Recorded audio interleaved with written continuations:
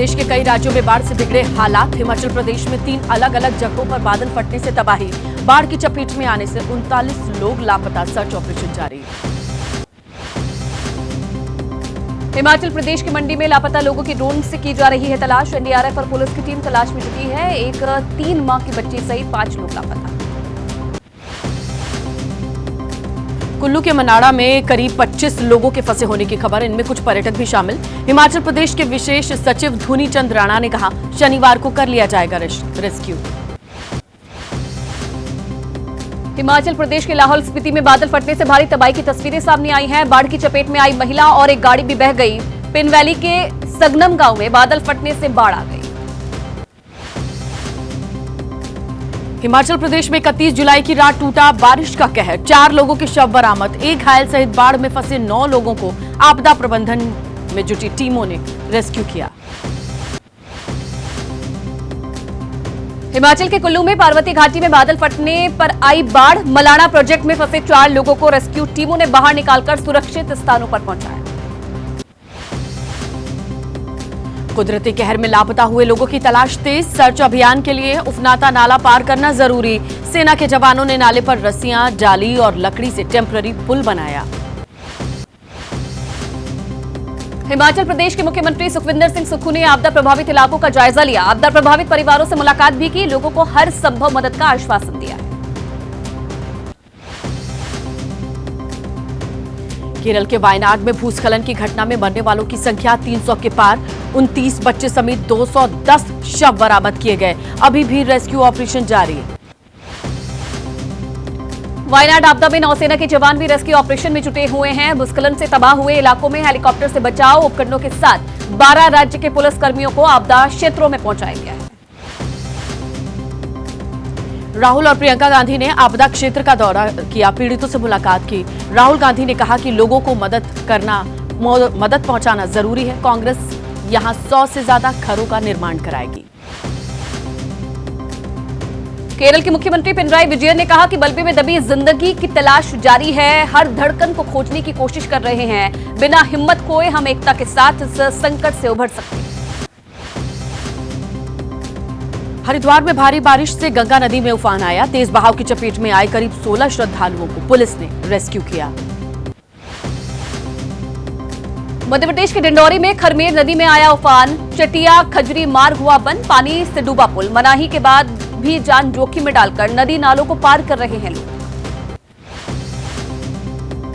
रांची में कुदरत की बाढ़ से बेबस नजर आ रही है जनता। कई इलाकों में भरा पानी। 35 लोगों को रेस्क्यू कर एनडीआरएफ की टीम ने सुरक्षित ठिकानों तक पहुंचाया। रांची में भारी बारिश से बाढ़ जैसे हालात पैदा हो गए हैं। घरों में पानी घुस गया है। कई लोग फंस चुके हैं। रेस्क्यू में जुटी एनडीआरएफ की टीम नाव के जरिए बाढ़ में फंसे लोगों को सुरक्षित स्थानों पर शिफ्ट कर रही है।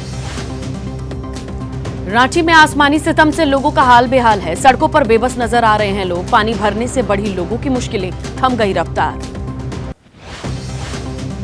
मौसम विभाग ने रांची समेत आसपास के इलाकों में आज भी भारी बारिश की चेतावनी जारी की है। आईएमडी के अलर्ट के मद्देनजर झारखंड सरकार ने 12वीं तक के सभी स्कूलों को बंद रखने के निर्देश दिए हैं।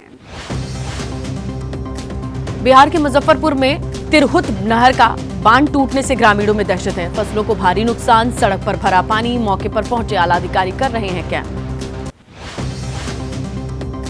आज बिहार, यूपी समेत कई राज्यों में होगी बारिश। हरियाणा, मराठवाड़ा, केरल और लक्षद्वीप में भी हल्की से मध्यम बारिश होने की संभावना जताई गई है।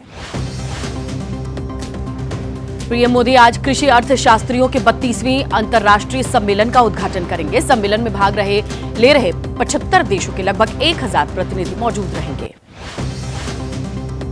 जम्मू कश्मीर में विधानसभा चुनाव की सुगबुगाहट तेज हो गई है। 8 से 10 अगस्त तक मुख्य चुनाव आयुक्त राजीव कुमार टीम के साथ जम्मू कश्मीर का दौरा करेंगे। तैयारियों का जायजा लेंगे। बिहार में आरक्षण पर गरमाई सियासत। तेजस्वी ने बीजेपी को बताया आरक्षण विरोधी। बोले आरक्षण की सीमा 65% करने के फैसले को 9वीं सूची में डालने से केंद्र सरकार ने रोका। तेजस्वी यादव के आरोप पर बीजेपी का पलटवार। सम्राट चौधरी ने कहा बीजेपी कल भी आरक्षण के समर्थन में खड़ी थी और आज भी खड़ी है। तेजस्वी यादव ने पेपर लीक पर बिहार की एनडीए सरकार को घेरा। कहा जैसे ही हम लोग सरकार से अलग हुए पेपर लीक होने शुरू हो गए। जब हम लोग थे पेपर लीक नहीं हुआ था। राजस्थान के जलदाय मंत्री कन्हैया लाल चौधरी का सदन में बड़ा बयान, कहा विभाग में बड़े पैमाने पर भ्रष्टाचार है, कुछ अधिकारियों पर हुई है कार्रवाई। यूपी में नजूल बिल को लेकर के राजनीति गर्म है, विपक्ष ने सरकार को घेरा। विपक्ष बीजेपी के भीतर भी विरोध के बाद विधान परिषद में बिल लटका। यूपी में नजूल बिल को लेकर राजनीति गर्म है। नजूल बिल पर चल रहे विवाद पर बोले आप सांसद संजय सिंह, कहा यह बीजेपी की आंतरिक लड़ाई है। उत्तर प्रदेश की सियासत पर बीजेपी प्रदेश अध्यक्ष भूपेंद्र चौधरी बोले, यूपी सरकार में सब ठीक है, नजूल बिल पर जनहित में काम होगा, किसी को उजाड़ा नहीं जाएगा। यूपी के डिप्टी सीएम केशव प्रसाद मौर्य का समाजवादी पार्टी पर हमला, कहा समाजवादी पार्टी बेरोजगार है, वो लोग सपने देखते हैं मुंगेरी लाल की तरह। अपना दल के विधायक विनय वर्मा ने भी सवाल उठाए योगी सरकार पर, कहा शिकायत के बाद भी अवैध खनन के खिलाफ नहीं होती है कार्रवाई। उन्नाव से बीजेपी विधायक ने सीएम योगी के पीडब्ल्यूडी विभाग पर लगाया भ्रष्टाचार का आरोप, प्रमुख सचिव को लिखी चिट्ठी, कहा अधिकारियों से लिया जाता है कमीशन। आरएसएस मानहानि केस में राहुल गांधी के खिलाफ याचिका पर भिवंडी कोर्ट में सुनवाई आज। 2014 में एक चुनावी रैली के दौरान महात्मा गांधी की हत्या को लेकर आरएसएस को बदनाम करने का आरोप। मथुरा श्री कृष्ण जन्मभूमि शहीदगाह मस्जिद विवाद पर आए हाईकोर्ट के फैसले पर मुस्लिम पक्ष ने ऐतराज जताया है, सुप्रीम कोर्ट के फैसले को चुनौती देने का ऐलान भी किया है। पंजाब के पूर्व मंत्री भारत भूषण आशू को कोर्ट ने 5 दिन की ईडी रिमांड पर भेजा। आशू पर मंत्री रहते 2000 करोड़ के टेंडर के घोटाले का आरोप है। दिल्ली के मयूर विहार में मां बेटी के नाले में डूबने से हुई मौत पर सियासत गर्मा गई है। आम आदमी पार्टी ने डीडीए पर लापरवाही का आरोप लगाया है, आज एलजी के खिलाफ करेगी प्रदर्शन। उपराज्यपाल कार्यालय ने आम आदमी पार्टी के नेताओं पर झूठ बोलने का आरोप लगाया, कहा डीडीए में नाले की गाद के समय पर निकाली और उसे ढकने का काम किया। दिल्ली कोचिंग हादसे की अब होगी सीबीआई जांच, हाईकोर्ट ने दिल्ली सरकार को बताया प्रशासनिक रूप से असक्षम। दिल्ली पुलिस को कहा क्या आप पुलिस हैं?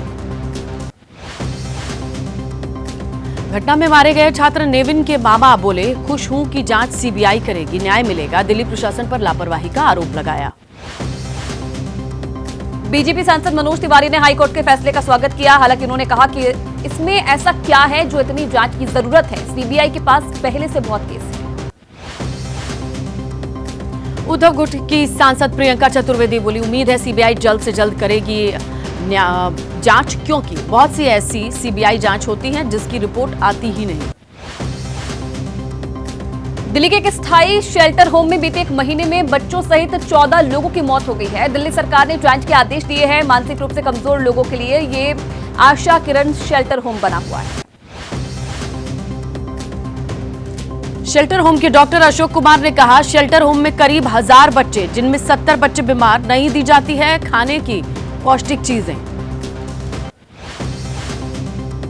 राष्ट्रीय महिला आयोग की अध्यक्ष रेखा शर्मा ने की शेल्टर होम की जांच, कहा साफ पानी और खाने के इंतजाम नहीं है, मरीज और बच्चे एक ही वॉशरूम का इस्तेमाल करते हैं।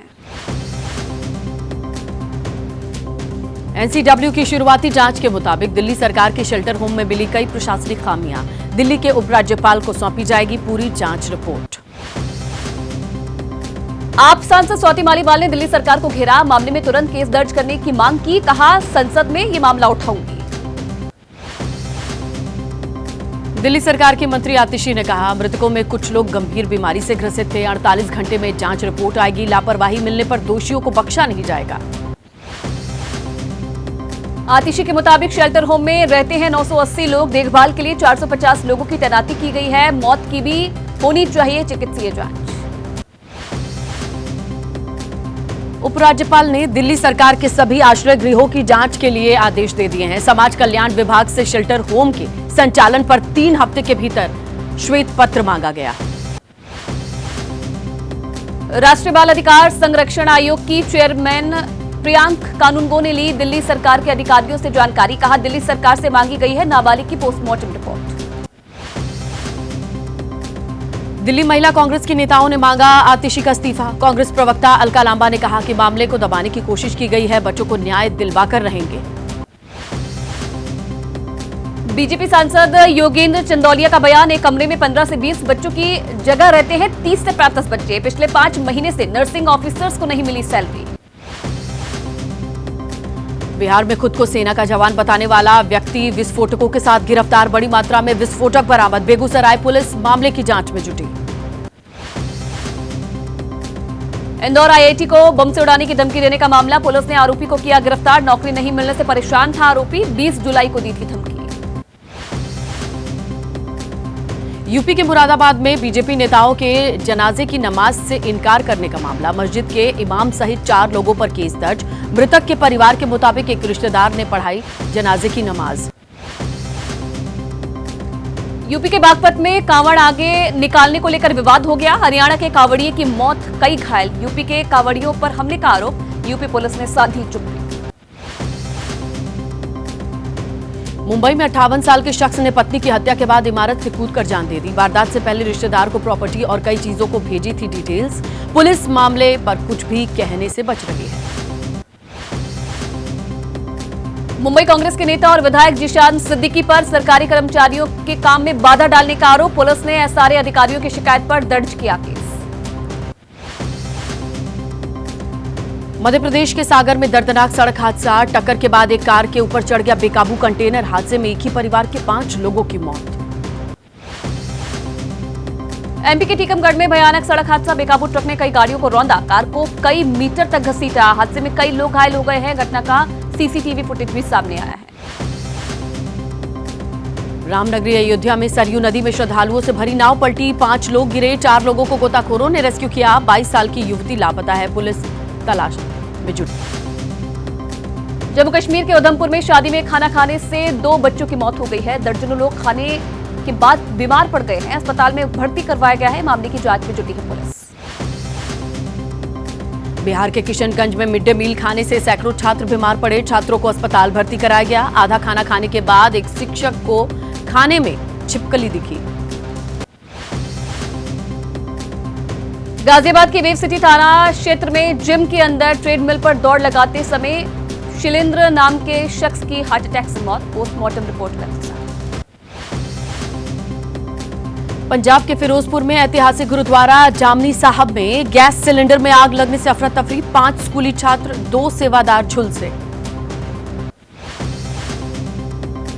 दिल्ली के वजीराबाद थाना के मालखानी में लगी भीषण आग, मौके पर पहुंची 7 फायर ब्रिगेड की गाड़ी। आग पर काबू पाने के लिए फायर कर्मियों ने की कड़ी मशक्कत। श्रीलंका की जेल से रिहा हुए 21 मछुआरे चेन्नई हवाई अड्डे पर पहुंचे। मछली पकड़ने पर रोक हटाने के बाद समुद्र में गए थे ये मछुआरे। बॉक्सिंग के क्वार्टर फाइनल में आज रिंग में उतरेंगे निशांत देव। रिंग में जहां आज 12.18 पर 71 किलोग्राम भार वर्ग में निशांत की बाउट है। ओलंपिक के बैडमिंटन सिंगल्स के सेमीफाइनल में पहुंचे। क्वार्टर फाइनल में लक्ष्य ने चीनी ताइपे के चाओ टीएन चेन को हराया। ओलंपिक में भारतीय हॉकी टीम ने बड़ा उलटफेर किया। ग्रुप स्टेज के आखिरी मुकाबले में भारत ने ऑस्ट्रेलिया को हराया, 3-2 से जीत दर्ज की।